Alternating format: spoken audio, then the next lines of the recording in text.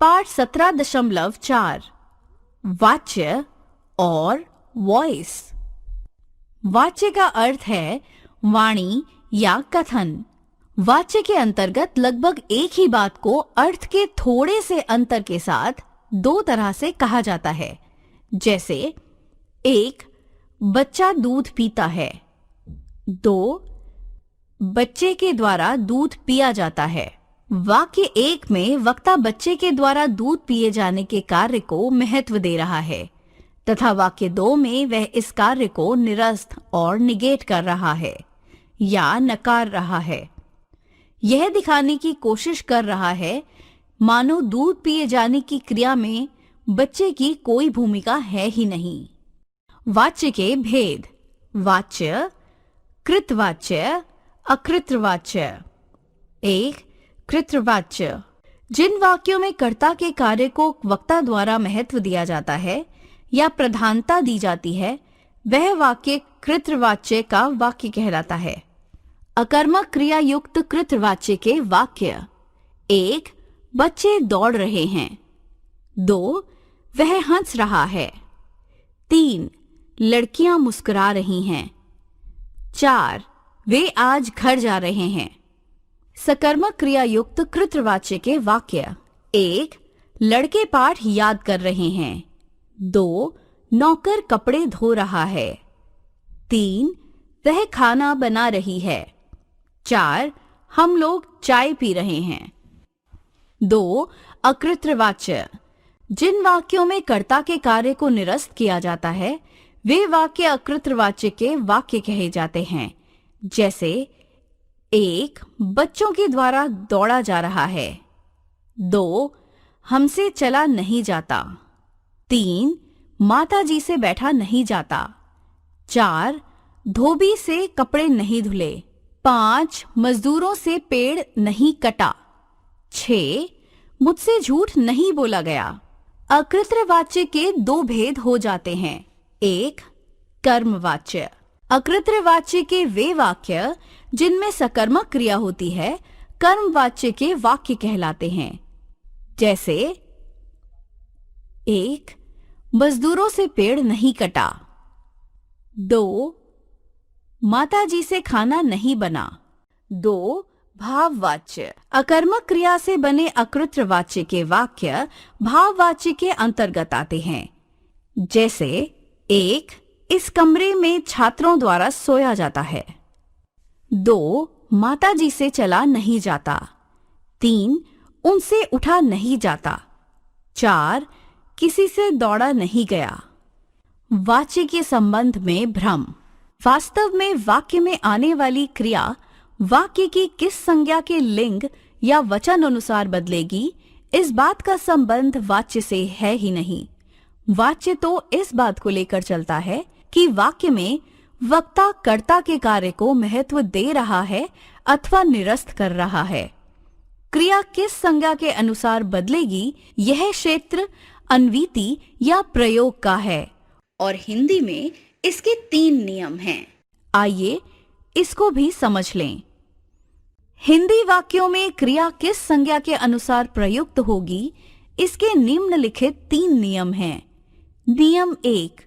यदि कर्ता की संज्ञा के बाद कोई प्रसर्ग ने, से, को, में, पर आदि नहीं लगा है तो क्रिया हमेशा कर्ता की संज्ञा के अनुसार बदलती है। जैसे 1. लड़की आम खाती है। 2. लड़कियां आम खाती हैं। 3. लड़के रोटी खाते हैं। 4. लड़के आम खाते हैं। 5. लड़का चाय पीता है। 6. लड़का दूध पीता है।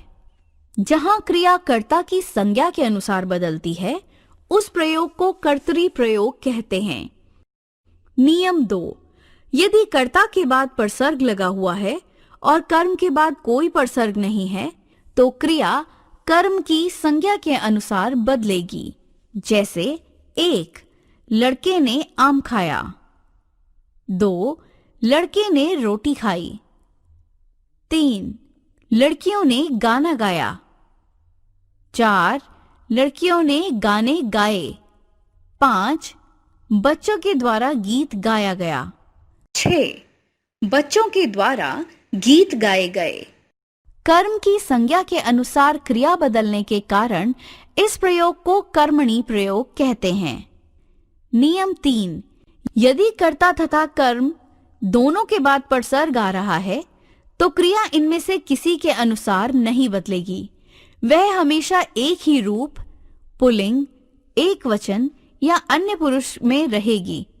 जैसे 1. बच्चों ने आमों को खाया. 2. बच्चों ने रोटियों को खाया. 3. लड़कियों ने कुत्ते को मारा. 4. लड़कियों ने कुत्तों को मारा. ध्यान रखिए, वाच्य तथा प्रयोग दो अलग अलग बातें हैं. वाच्य का अर्थ है किसी बात को दो तरह से कहा जाना. एक वह जहां वक्ता के द्वारा कर्ता के कार्य को प्रधानता दी जाए. दूसरा वह जहां कर्ता के कार्य को निरस्त किया जाए. प्रयोग का संबंध इस बात से है कि वाक्य में आने वाली क्रिया किस संज्ञा के अनुसार बदलती है.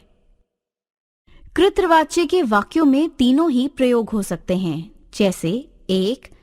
बच्चा दूध पीता है, कृतरी प्रयोग. 2. बच्चे ने दूध पिया, कर्मणी प्रयोग. 3. बच्चे ने दूध या चाय को पिया, भावे प्रयोग. कर्मवाच्य के वाक्य में दो ही प्रयोग कर्मणी तथा भावे संभव है.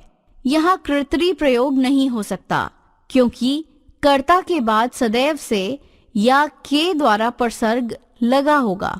भाववाच्य के वाक्य सदैव भावे प्रयोग में ही होंगे क्योंकि अकर्मक क्रिया वाला वाक्य होने से कर्म यहाँ होगा नहीं और कर्ता के बाद से के द्वारा परसर्ग लगा होगा.